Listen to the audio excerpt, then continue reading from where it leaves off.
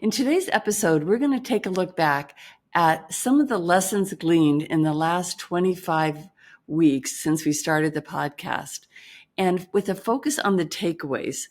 And I wanted to kind of just take stock of some of the lessons that I learned from our guests and highlight those for you. And there isn't one guest, and I mean this sincerely, there's not one guest whose wisdom and insights weren't extremely valuable and inspirational, as each person shared their unique way of making a profound difference in the world. Now, since the topics are so varied, I wanted to highlight on one or just a few central themes.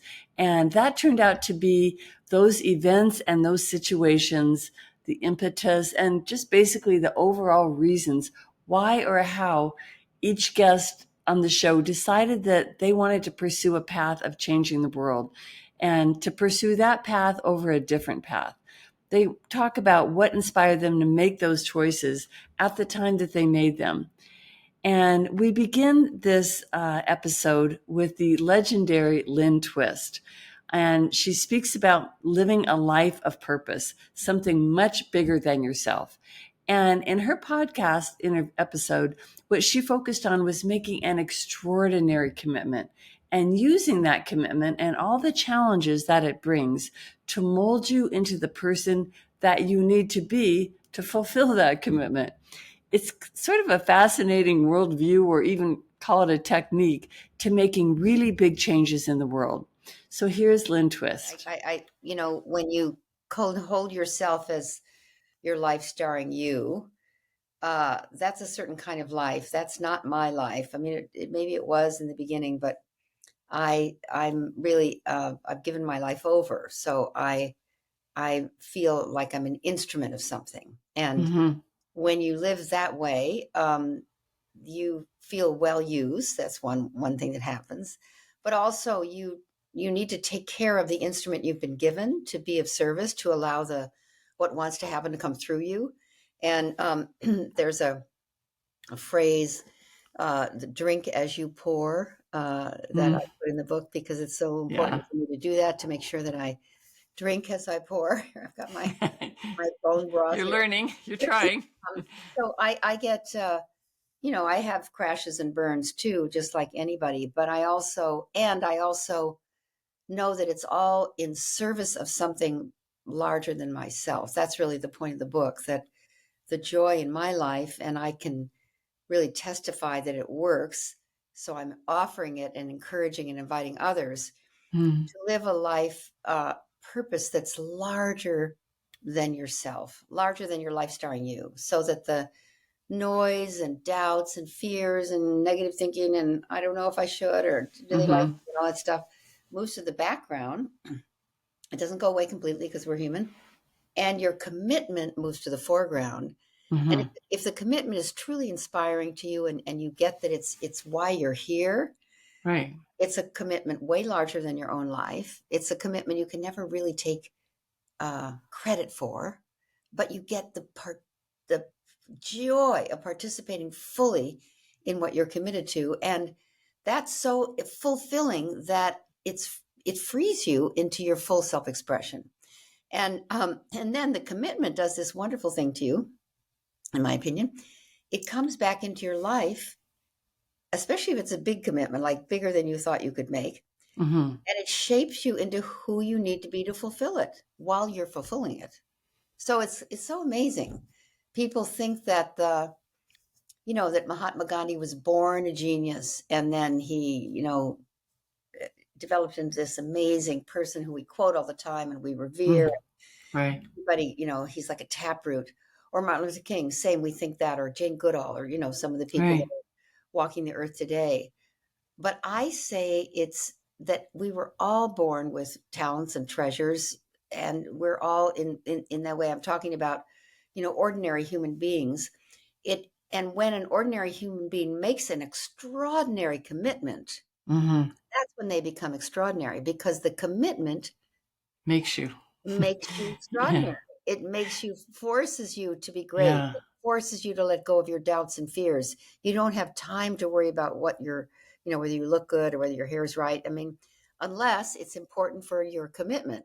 So, Right. your commitment wakes you up in the morning. Your commitment tells you what to wear. Your commitment tells you, what meetings to say yes to. So it's so freeing. I know. So it's not like I have a formula for people. Of I course. just know that paying attention and knowing that you are having the context, I'll call it the context, that your life, you would not be born now if you didn't have a role to play, because we live in this epic period. 2020 to 2050 is just pivotal for the future of life, particularly human Right. life. And Yeah. and we all have a role to play, and we can be, huddled in our house afraid. We can be world warriors, or we Mm-hmm. world warriors. We have to Oh, that's good. we Yeah. have to choose that right now. Yeah. And I say that everybody has a role to play. It's not a big role or a small role. It's just your role. And if you Yeah. allow yourself to fully surrender to it and to let it call to you, even ask the universe to bring it to you if you don't know what it is, your life is just filled with meaning and freedom and full self-expression and prosperity, actually, and love Yeah. and love. This next episode features a clip from Kurt Bowen. Kurt Bowen moved to Guatemala nearly 15 years ago to fight malnutrition. And in this upcoming section, he talks about what he considers to be a privilege of working at something so important and so satisfying, despite the hardships that he's had to face, and also despite the fact that the change and the success that he is trying to make comes at a painfully slow pace. I mean, he also talks about staying the course and having to do that over the long haul in order to make the kind of world-changing difference that he wants to make. So here's some advice and a little bit of background from Kurt Bowen. Mm-hmm. But we live in a time now where there is such abundance.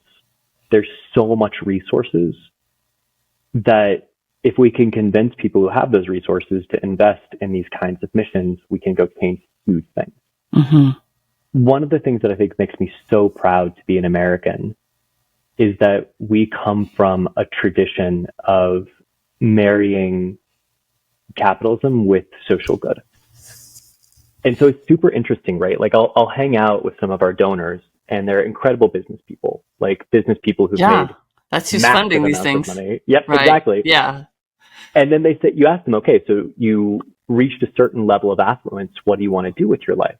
What is the highest good you can do with the last years you have? And they're like, I want to go help the poorest of the poor. And so to get to do that from the beginning, to not have to go become a millionaire and then help the poorest of the poor, but go do it right away. Yeah. And then work with those people to get some support and funding to do it. It's a really cool opportunity. Right. You wouldn't change what you've done just because it's been 15 years of what was, a lot of it's been suffering, wouldn't you say? Personal suffering at a personal cost? Not necessarily. It's funny. Behavioral psychologists talk a lot, and sociologists talk a lot about sunk cost fallacy. I don't know that term. So it means that you're so invested in something that even though you should cut your losses and go do something else, you're just like, no, I will bring it across the finish line. And what's interesting to me is that I think most of the time when people talk about sunk cost fallacy, they talk about it as a bad thing, like taking this 1% chance that I'll actually be able to pull this off if I just give it another year. Yeah. But what's interesting is that, to me, at least, a lot of times that 1 or 2% chance a year of actually getting somewhere, if you compound it enough years down the road, you actually do. And that's interesting. You just have to have a longer time frame. And I think one of the things my generation is so bad at is we're like, I want my results in 2 years. I want my results in a year. And the things that really change the world are normally led by people who give it decades.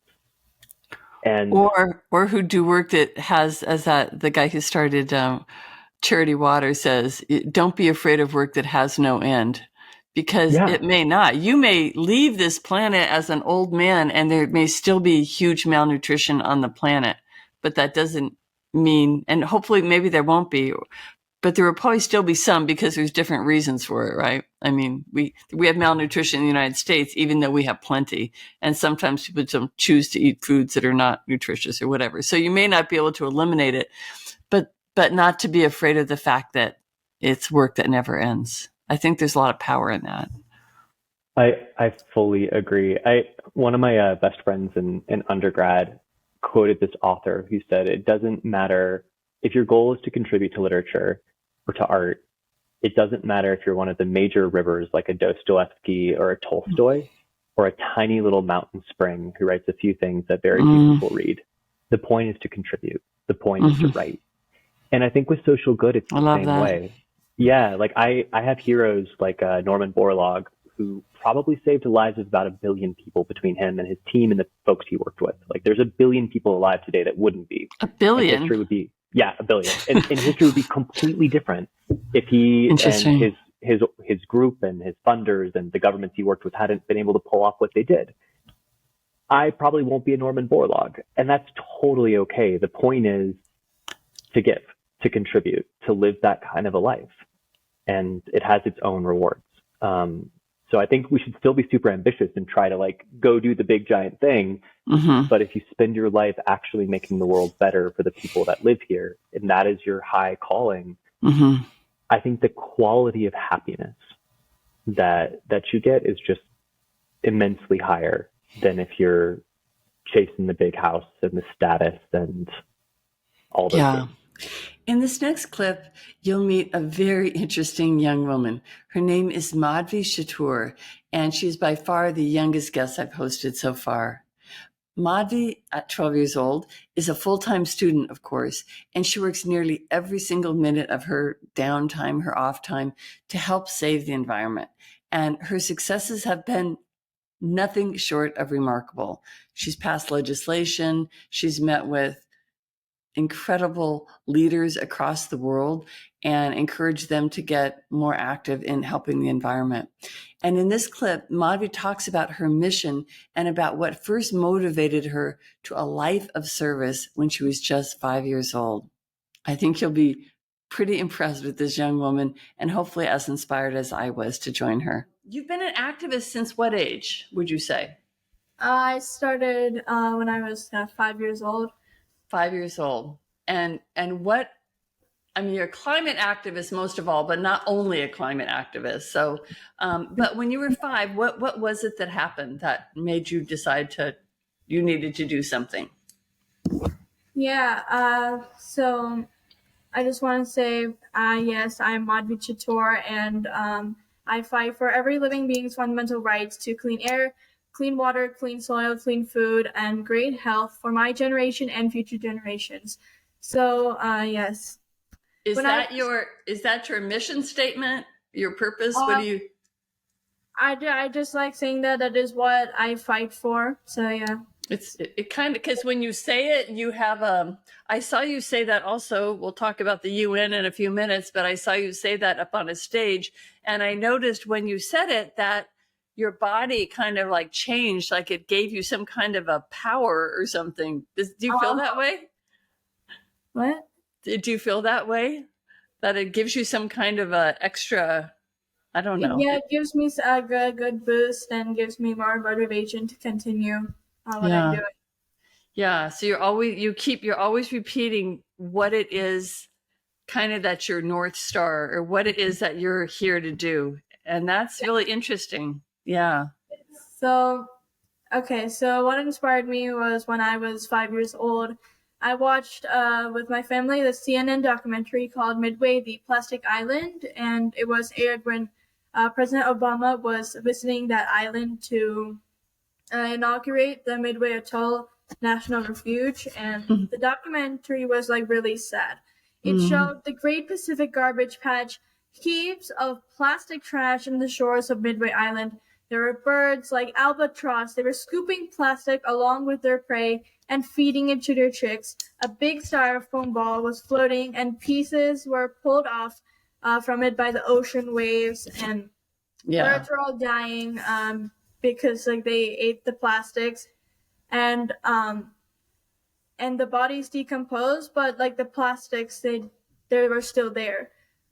And another sad thing is that Midway Island is in the middle of nowhere in the Pacific Ocean, and it's really far away from civilization. And it means like the trash has been carried by the ocean currents. And so this inspired me to take action.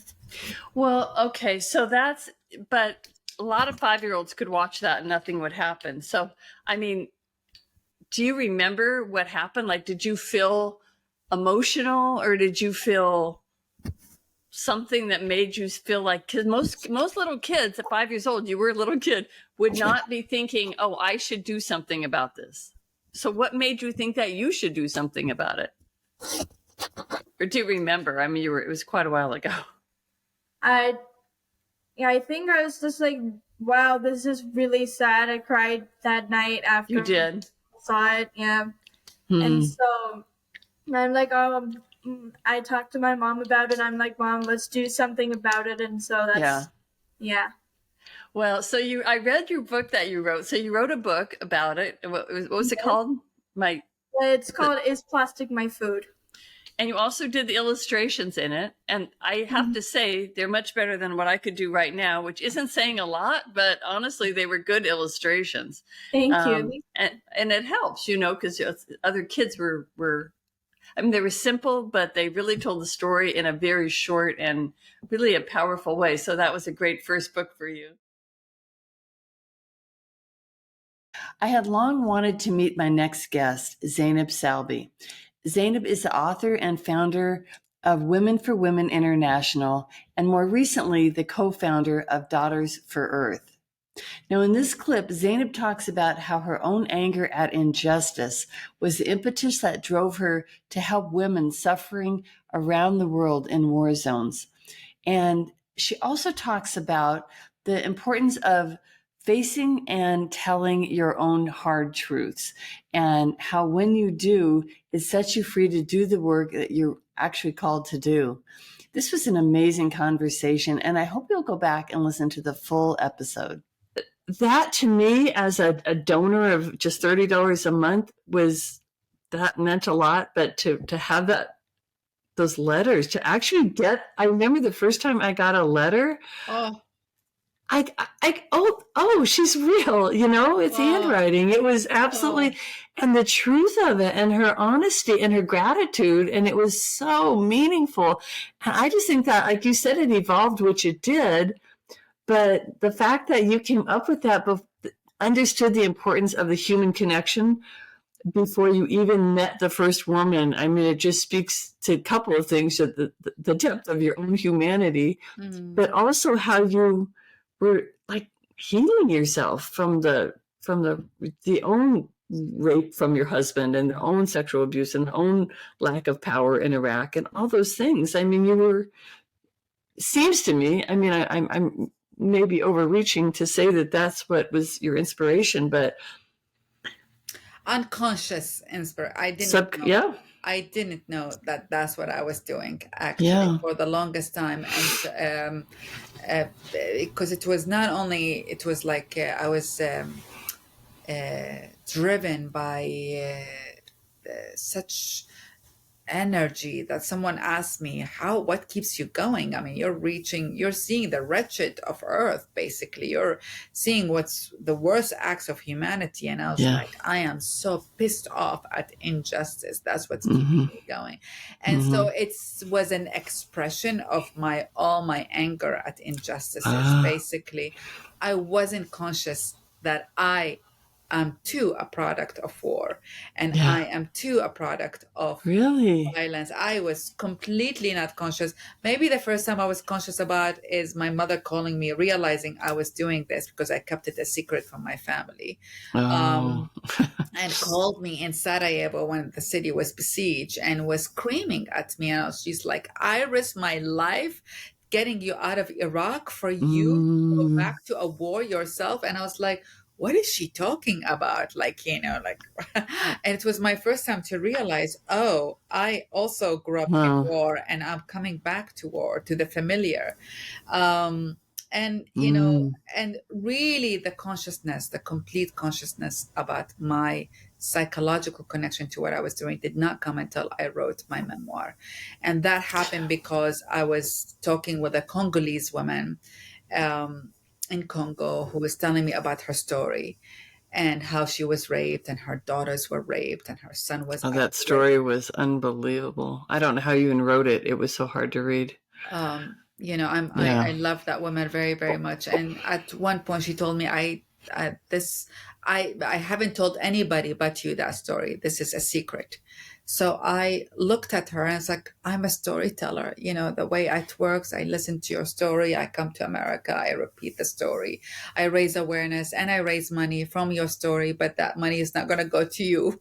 It's going to go to hundreds of women or thousands of women, right. and partially you, but not, you know, not in equal proportion to all of them. And, you know, should I keep this a secret? And she looked at me and she said, if I can tell the whole world what happened to me, I would. So other women would not go through what I've gone through. So other women would be spared. But I can't. You can. You go ahead and tell the story. She gave you permission.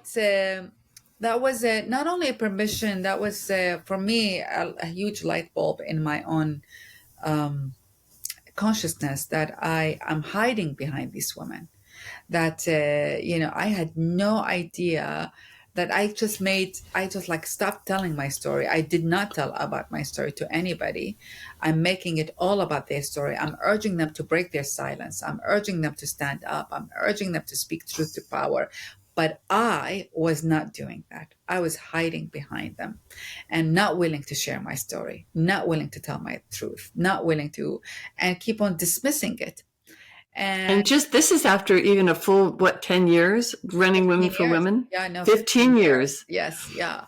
And just dismissing it. And at one point I realized that this is it. Either I do what I'm asking them to do, or frankly resign. Really? And walk out, because I don't have the courage that I'm asking them. I'm asking of them. And it was my biggest leap of faith to write my memoir, to tell my truth, to not hide, and came to the conclusion that the only way I can continue this work is if I am doing exactly what I'm asking every single woman to do. And that has become my motto in life, that you cannot ask others to do things that you are not willing to do. And that if we are really reflecting on ourselves, you will notice that we often ask others to do things that we are not willing to do, you know, or that it's much harder for us to do, or that we have not been in the discipline for us to do, but we expect it of others. So it's a humbling experience. It's a necessary experience. I think it's a uniting experience that led me to freedom, my own freedom. My breaking the truth led me to my own freedom. Well, some rare souls are fortunate to know exactly who they are and what their mission in life is at a very young age. Shannon Keith is one of these individuals.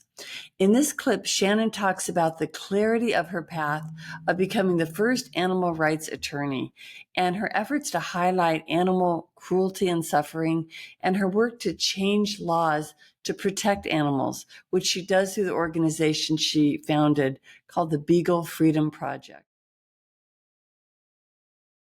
The scope of your work is actually substantial and far-reaching, so it's not only about preventing animal testing, but you know, we'll talk about all the things you do. But it does seem that as a person who their entire life is engaged in animal welfare, are you following your passion? It seems to me like you are the epitome of a person who is doing that.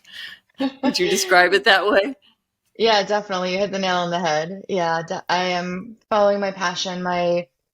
It's really a dream come true is my life. I learned about animal suffering and everything when I was really in college, and decided what I wanted to do with my life and just went after it. Really? Yeah. Interesting. Mm-hmm. So as a child, were you very close with animals? Was that something that was always of interest to you? Or did you not until college come to that? Always. I always loved animals. I always wanted to care for them. I always had animals growing up. But I didn't really know what I wanted to, let's say, do in life, like what Right. my career would be, let's say, like how I was going Mm-hmm. to make money, Yeah. like, Yeah. that type of thing. But I had a passion for them. And when I was in college, I learned that animals were considered chattel in the law. Chattel means property. Mm-hmm. And that really disturbed me. And when I learned that, I decided that that was going to be my life's mission, that I was going to change that law and Oh. go to law school and be an animal rights lawyer. I just made it up in my head that I was going to make up this arena of law called animal rights and change it. And Oh, that's that's what led me on my really, path. so there was no, obviously a law class or a focus on animal rights, but now you're a lawyer who teaches courses in animal rights, correct? I mean, Right, yeah.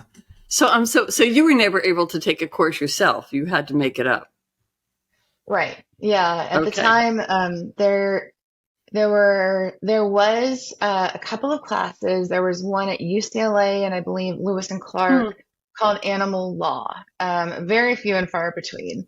Mm-hmm. You had to really look at laws that dated back to like the 1800s when, people would hitch their cow to, Oh. a post, and analogize cases like that. But this wasn't animal rights, just kind of animal law in general. Mm-hmm. So really, that's something that I'm kind of proud to say that I started, and I'm My happy goodness, to you should teach be and proud. mentor.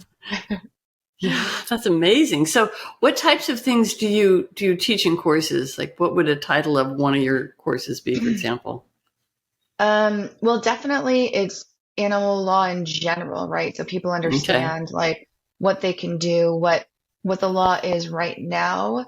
It differs from state to state, what our federal law is when it comes to the protection of animals. And Or that isn't? also, well, exactly, yeah, Yeah. right. Um, Yeah. And then, what we can do as activists. So I like to focus on a whole like activist section, right? I Because I see. consider myself an activist. And if you're Mm-hmm. doing animal rights law, then you have to sort of be an activist in a way, right? Because you're speaking up for those who have no voice. And so no Mm-hmm. matter what, you are that activist. You're Mm-hmm. activating for the animals. Have you ever wondered if people whose work is mission driven are happier or more at peace, perhaps, than other people? I put that question to my next guest, who has worked in a variety of fields, all dedicated to the betterment of either people or the planet or both. Matt Tallman is the co-founder of Complement. It's a business, he's an entrepreneur, and this is a business designed from the very beginning to help both people and the planet. And here's what he had to say about the work and the satisfaction that it brings him. But I'm just wondering, does it do you feel, how do you feel about yourself, or do you think you feel better about yourself doing work that is meaningful or impactful? I mean, how does that make you feel about yourself at the end of the day? Do you think it affects your happiness level in any way? Yeah, I'd have to imagine it does, right? Because, but that said, I've never um, done anything else, so I can't compare it, Well, that's not because true. You've only been doing this. What do you mean you've never done anything else?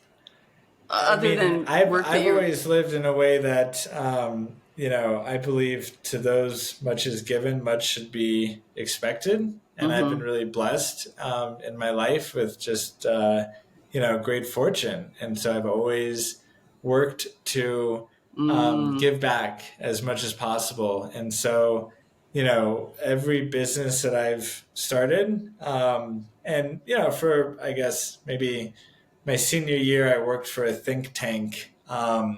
And that was, while I had a research grant and I was essentially an office assistant. And, but that research grant was focused on the Israeli Palestinian conflict. And I was determined to find world peace, right? Like I just, and after that, it was focusing on education. And I still, to this day, believe education is our single greatest weapon to solve most of the intractable ills that we face as a society, right? Obesity and malnutrition, all this stuff that we've been Depends talking what they're about, teaching. Also, well, yeah, sure. Good education, right? Good Effective education. Whatever. True. No, but look, Education. A highly educated populace, I believe, for sure, will suffer from less racism, less anti-Semitism, less all of the isms, right? Right. And so, and then obviously more recently, my focus has been on nutrition because I think it's one of the great accessible levers that we can pull, right? Like it's right there, if we didn't subsidize eggs, like the tomato would be just as cheap, there is so many ways that we can, through education, through better food policy, through better environmental and agricultural practices, we can have a tremendous impact. So anyway, that's another soapbox to answer your simple question, but of course, like I can't, I would encourage everybody, if it's within reach, and I think it always is with a little bit of creative thinking, to find a way, to align your passion with some sort of greater good, and a way to get paid, right? Because like if you can figure out how to put food on the table for your family while doing something that you enjoy, which is overall accretive to society, if it's giving back and making the world a better place or helping people, like you're going to feel better going to bed at night. Like, I absolutely guarantee that. Some people just see what needs to be done and they do whatever it takes to get it done. No mess, no fuss, no dithering, no wondering if they should help or could help. This next clip is about a person like that. Her name is Teresa Gray, and she was a medical professional who saw a little boy who was a refugee lying drowned on a beach. And the next thing you know, she has formed a SWAT-like team of medics whom she called Mobile Medics International. And they swoop into remote places and provide medical and other assistance. She's some form of an angel as far as I can tell. I hope that you'll enjoy this short conversation with Teresa Gray. I went to Haiti. So within 6 months, I was in, I had done Greece, Philippines, and Haiti. And it was while I was in Haiti, I was working with some of the same people that I'd worked with in the Philippines and Greece. And we were talking about accessing people who didn't have ready access to medical aid, in the bigger towns, when these international medical aid would show up and they'd set up in these large cities and people would come to them and they do amazing work, but there were people who couldn't get there. Right. And so I'm like, who's taking care of these people? Like, how do you get to these people? Yeah. And so while I was in Haiti, I found someone in a small prop plane that was willing to take us to villages. And so we did some remote village medicine. And then I found a helicopter pilot from New York, actually, who was willing to drop us off on the southern part at an orphanage. And so we spent, 5 or 6 days there sleeping in a house. It had a roof and a floor. It just didn't have electricity, running water, a bathroom, or windows, but a roof and a floor. And we stayed there. We hired the neighbor lady to cook for us. And so then that's when I decided there needs to be an organization that goes to these remote areas, whatever it takes. Yeah. So when I got back from that trip, I started looking for that organization. I don't want to reinvent the wheel. I didn't really have a huge interest in starting my own necessarily, but I couldn't find what I thought was needed. So I'm like, well, it doesn't exist, so I'm going to have to make it. So I did. Yeah. Wow. I think there was something about that particular, the fact that you show up to places where people don't expect you to show up, that hit me the most powerfully, because everyone else has to make their way to town or to the village where other medical NGOs are set up. And Just the idea that you don't think anyone's coming and then these angels come out of the sky basically to actually provide care. I think that must be an overwhelming experience for the people getting the help, and probably for you as well. I mean, how does this affect you when you are able to go in and help a whole little village that didn't even expect to have anyone coming? Because I'm sure there's a lot of them that don't get served, but the ones that you do get to. Yeah. Well, that's what we do. That's what we're designed for. Literally, Right. That's what I designed us to do.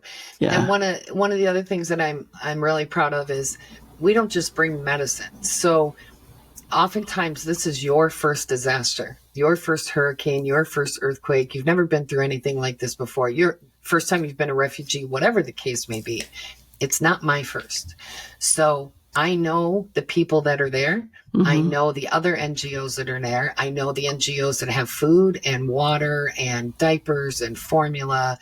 And I know the NGOs that will help you muck out your house, or the search and rescue teams that will dig through a building. I know who they are and I know where they are. So I bring my team in medicine, and I can also bring other support as well. So, because I don't want us to be, medicine doesn't matter if your kids are hungry and thirsty and there's no water and no place to sleep. And, food and water don't necessarily matter if your child is so sick that, they can't eat. So it's sort of a collaborative effort. Mm-hmm. So, wait, so if let's just say, even though this may not be, we'll get to like the Turkey earthquake, but just for example, when you just landed in Turkey for that, well, I guess you were strictly in Turkey because you couldn't go into Syria. Are you saying that like you find a place to go to and you get other NGOs to provide the water, food, or whatever else it is? Yeah. So how do you get it there though? What if you need to get water to somebody who's in a remote area? Do you fly it in? If that's what it takes. Yeah. Or, okay. We've taken it in on donkeys, and we've, driven it in jeeps. We've done it in boats. We've, helicoptered it, whatever it takes. Yeah. Yeah. You're so understated too, which is just, I find that so interesting. To you, it's just all this sort of business as usual. And to me, I'm just like, are you kidding me? You're taking donkeys, you're taking water, and you're not even saying, thousands of what's actually happened. So you're very humble for everything that you have been going through. Well, I just think that you just find what needs to be done and figure out a way to get it done. Yeah. And one of the things that I'm really adamant about Mobile Medics International being sort of staying somewhat grassroots and sort of staying somewhat small and mobile is because I don't need to ask 14 people's permission. I decide that we're going to rent these donkeys from this farmer at the bottom of the hill, and then we're going to ride these donkeys up into the barrio in Puerto Rico and get them food and water and medical, and I don't have to ask anybody else.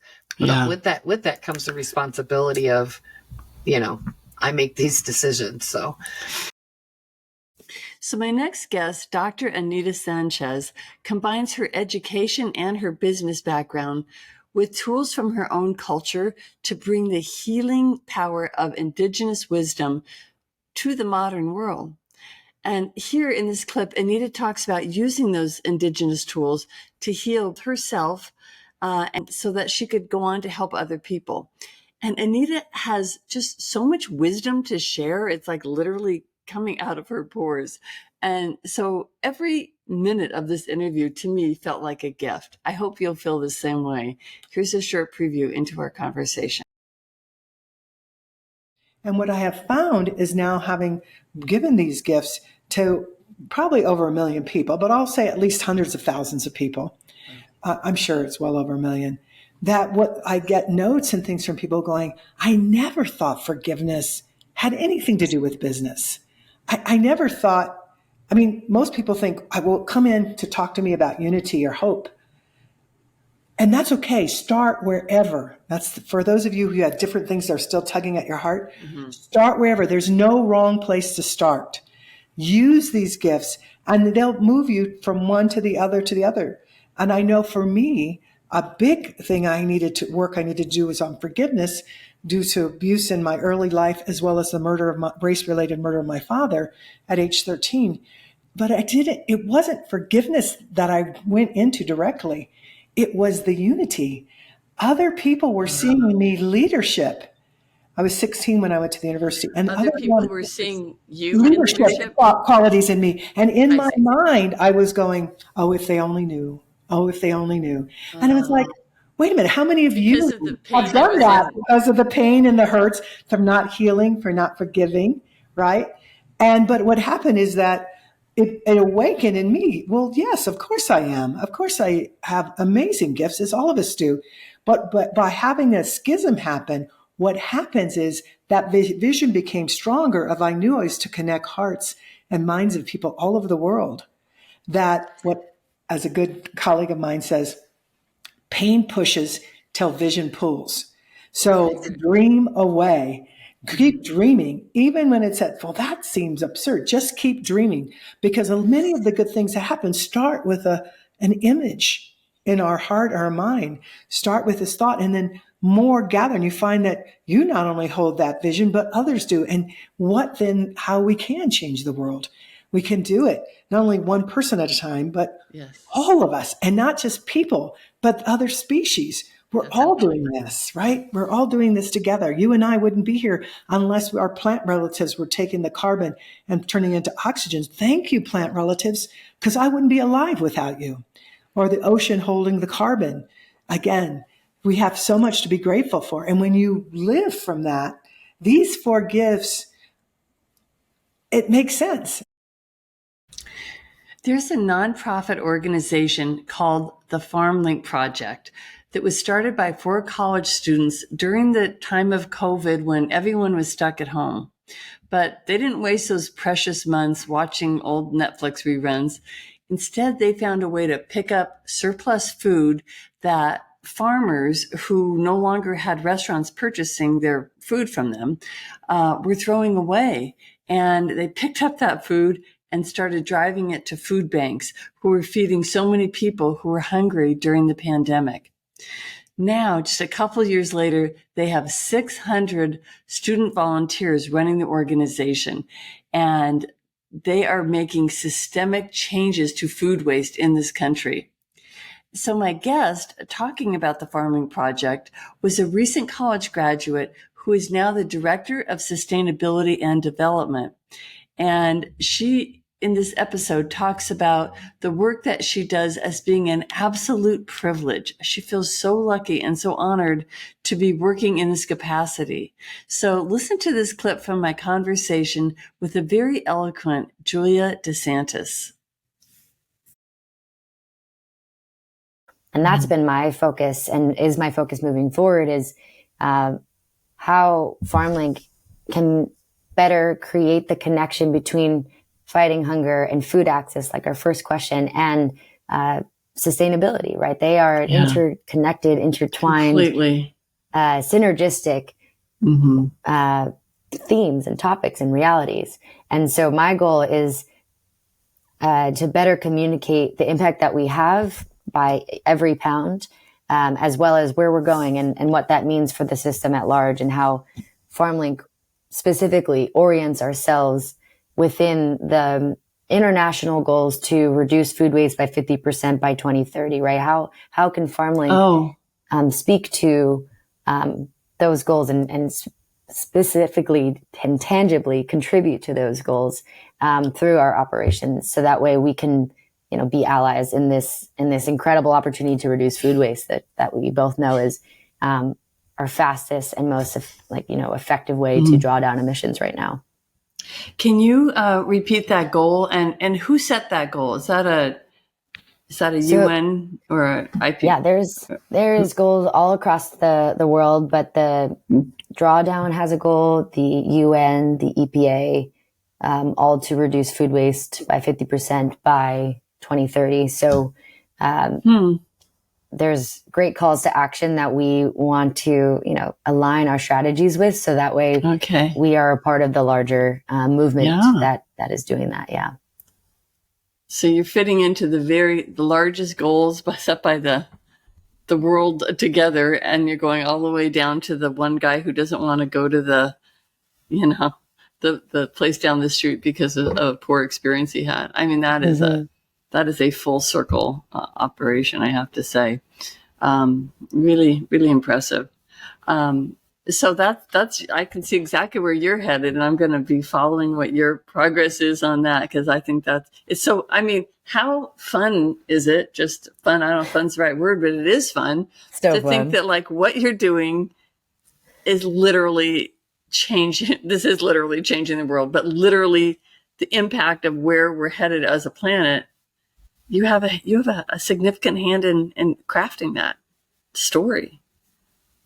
It's a great privilege. Fun is not the right word. Yeah, it's a privilege. It's a great privilege. And I feel very fortunate that I am in the position I am, and that I have the ability to recruit students that deeply care about fighting hunger and really preserving this planet that sustains our lives. And so I feel very fortunate to have the resources to share with other people. That's most important to me, is that we invite everyone in. There is room for all of us, and we need all of us to really believe that change is possible, to then, drive change. I think that's my goal, and way to pay it forward is really, I've been so lucky and grateful to be able to apply my passions for this every day at FarmLink, and to be able to work with such a spirited team that believes in change. And really, we are excited to continue to invest in people that want to see the world differently. And I'm just very grateful that I get to wake up and do what I do every day. Well, you're lucky and we're lucky. Every year there are more and more businesses being formed to do social good, thousands. And so my next guest, Eric Lombardi, is on a mission to broaden the use of a new legal structure that would be a better fit for those businesses that do not really fit the typical nonprofit, and they also don't fit the typical for-profit model. Eric was the executive director of EcoCycle for, I think, 25 years, which is an environmental business in Boulder, Colorado. But now he wants to help others find a smarter and more productive way to change the world. So here's a little bit of that conversation with Eric Lombardi. Yeah. So we're talking about social enterprise, which is a form of business. Not a nonprofit, not a for-profit, but somewhere in the middle. So maybe just start at the beginning. And I also want to know how it relates to the environment and why this is such a green move. Yeah. It is my focus now, because after running EcoCycle for almost 25 years and being so unique, there were not many EcoCycles in the country. And I was like, why is that? Why are we so unique? It's not that we're smarter. I realized we had a business structure that very few others had. And that was that we were a mission-driven business, meaning we needed to make a profit, but we didn't maximize profit. We made enough to grow and to expand our programs, but we poured everything back into our mission. Nobody owned us, so we didn't have stockholders or any of that stuff. We were a community business. Who does own it? Who did own it? No one it, because I was a nonprofit. Okay. So we're a classic nonprofit. Well, you know who else is a social enterprise? Is the Humane Society. Think about that. Do you get a puppy for free? No, you don't. You pay. No, they're a business. They're a mission-driven business around animal welfare. Okay. We're a mission-driven business around environmental protection. Okay. There's a lot of mission-driven businesses in the world, and more every year. So anyway. But the bottom line here is that we needed a legal structure, and the UK started it in 2008, where you're a for-profit company, but you are limited by a few rules. And the number one rule was at least 51% of your profits have to go back into your mission, legally. Okay? So you're allowed to take 49% of your profits out to pay back to investors or whatever, but 51% has to be documented back into Interesting. And the second thing is you have to have a stated social mission. You have to be solving a social or environmental problem to get this social or environmental. Okay? Now, why would a company want to do this? Well, EcoCycle ran into a ceiling, a financial ceiling. As a nonprofit in America, you can't have investors. And I wanted to build my next big project at EcoCycle in 2004 was to build a $6 million compost facility. We had just built a $14 million recycling facility with county tax money. Now, but the county wasn't going to fund composting. The city wasn't. Everybody thought recycling was over. And we're like, no. Next step is composting and zero waste. Remember, this is early on. And they're still scratching their heads going, didn't we win? We recycle now. Oh, so we're done. They started with recycling like we're finished that. Right. Especially the politicians, because recycling was expensive for them for 20 years. And they said, oh, no, please don't start another cycle asking us for money.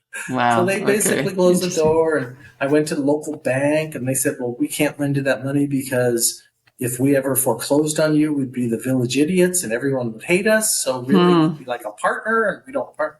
So anyway, the point being is I discovered in 2008 that for-profit nonprofits, basically, as a social enterprise in the UK, I could get investors, which is what I needed in the US. I needed investors to build that plant. And I had a mission. I would commit to 51% of the profits going into the mission, no problem. So I had all the stuff lined up. And there's no structure like that in the US. There's no structure in the US.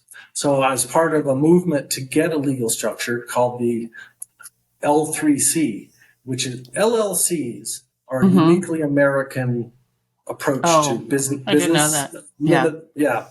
Limited liability companies. And they're wonderful because they're really creative. And basically, we added another L on the beginning. Basically, it said low profit limited liability company. So L3C, 3 L's, basically when you went to an investor, you'd say, we exist for a mission. We're going to make a profit, but we're not going to maximize the profit because we're going to make enough to grow, but we're putting it into the mission. That's our point. So 11 states passed laws for L3Cs. Oh, they did? Yep. So like Wyoming was, right out front. So you can incorporate Wyoming as an L3C, but most banks, most government, America doesn't know anything about L3Cs. So does Colorado have one? No, we tried and tried. Yeah. Oh. That was a real fight for a while, and then we realized it's not going to win anyway. So anyway, but the point being here is that there's a lot of green investors out there. Right. And Bill Gates got in on this early. He realized rather than give you a grant, nonprofit, I would rather invest in a social enterprise. And over time, you'll pay me back. Plus, I'm helping the world. So Gates created a whole big fund, Social Enterprise Investment Fund, which is now $2 billion. And he's seeding social enterprises all around the world as a part investor. So I guess that's the bottom line is think about Humane Society. Think about some of your nonprofits in your town. They're actually businesses, but they're doing business on behalf of the community. If you've been watching this podcast for any length of time, you've probably discovered, as I did, that many people were very, very busy during the COVID pandemic, trying to find a new way, a new path, kind of to make sense out of this new world, new normal that we're all living with. One of those people is my next guest. His name is Brad Kuhn. He was laid off at the beginning of the pandemic and went through a variety of different little hobbies and ways to entertain himself until he landed on something that had been bringing him meaning throughout his entire life, and that was bees. Not just bees, but all pollinators. He knew as well as many of us know that those populations are declining rapidly and about to affect our food system in a very major way. So he decided to start planting plants in his basement that would be helpful in a pollinator garden that would attract those pollinators to his yard. But as you'll see in this short clip, things got real wild real fast. And now he has a new business on his hands called Finding Nectar Nursery. Please enjoy this really fun and light conversation with Brad Kuhn. My backstory is not in plants. It's not in pollinators. I have a background in marketing. And I was working a corporate job. And as I kind of tell people, I successfully got fired at the beginning of COVID. And I was going to go travel the world at that time. And then COVID hit. So I started just kind of, as everybody did, picked up my COVID hobbies. I did all the things of like traveling and camping and all that. And then I kind of circled back around to how much I loved bees. And I've always been an advocate, always been teaching people that like bees are friends. And like when to be out and everybody's always had that experience of like, you have that friend who's like sitting out on a patio on a nice day and there's a bee around and they jump out of their chair and like are running away from this bee. And I like to show people even in those situations that it's like that bee's fine. That bee's just probably trying to find some water. And maybe giving it like going and picking it up and like setting it over by some water or setting it back on some plants that like that bee's not going to harm you. And I've always been doing that my entire life and always just been a fan of helping out. Interesting. I wanted though specifically in 2020 to put in a pollinator garden, which is really what kicked this all off. And I couldn't find a lot of good information for what pollinators really need in the Denver area. So I ended up amassing a lot of information from... Wait, what year? Is this in 2020? Yeah. Is this just in 2020? Wow. So this is very recent. That's amazing. This is very new. I mean, that you couldn't even find the information. Well, I know your business is new, but I'm surprised that finding pollinators for this region just 3 years ago was a difficult thing to do. I didn't know that. Yeah, CSU had a couple good extensions on there, but a lot of them were vague in there of what they actually do. So I went to a bunch of other different resources and kind of pulled them to come up with like what plants I wanted to have in my own personal pollinator garden. Why I did that, I then tried to shop around and ended up having to go to like 7 different nurseries around town and to find the plants. And it was going to cost me about $7,000 to buy about, I don't know, 60, 70 plants at the time. And I thought that was outrageous. So I bought some seeds and I planted about 150 plants. Maybe about 100 of them actually grew. And in that time, I talked to my neighbors about what I was trying to do, and they're like, that's really cool. And like, you're growing them in smaller pots, so they're going to grow faster and they're going to reach maturity at that same amount of time. So they bought those plants off before I even had a chance to put in that pollinator garden. And that's what inspired the idea. You're like, darn.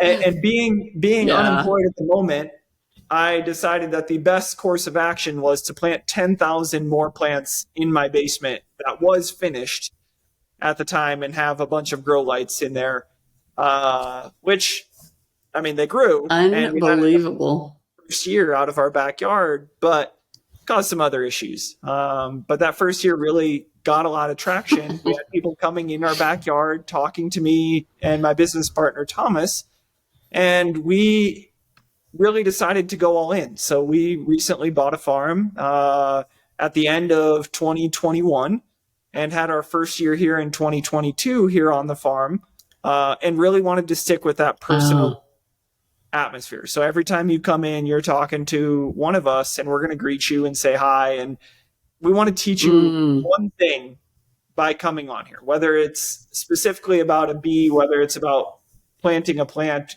You're going to learn something by proxy by coming here, whether it's just information on our walls. I mean, I've got a little bumblebee poster back there, but there's just little snippets of information everywhere. And we just want to like have it be a fun experience. So we've got everything from plants and animals to compost piles and worms and other fun things, including bees out here that like you can go kind of look around and just kind of have an immersive experience. Because, you know, Denver's a big city now, as you know, Deborah, and people don't get to have that experience. So to be able to see that in, you know, a couple 100 feet and see that biodiversity really helps inspire kids to want to take action. And then that inspires their parents to look into that more deeply and actually understand why there is a problem. And that's kind of all we're trying to do, is just have people understand there's a problem and that like everybody can do something And planting 3 to 5 plants in your yard that are for pollinators isn't a big ask. Well, we finally made it to the last clip in this episode. Josie Naughton, in fact, is the CEO and co-founder of Choose Love, an organization that is so close to my heart, as they help refugees around the world. Josie's story is one of sort of an accidental philanthropist. When the refugee crisis hit Europe in 2015, there were 1 million refugees on the shores, and many of them had no help at all. So she and her girlfriends just started collecting things like coats and food and money and delivering it to a refugee camp just across the English Channel in France. That was then. It has been 8 years, and since then, they have raised over $100 million for refugees around the world. And now they also help with other kinds of crises, like the earthquake in Syria and Turkey that just happened. Now, in this clip, Josie talks about several things, a little bit of advice.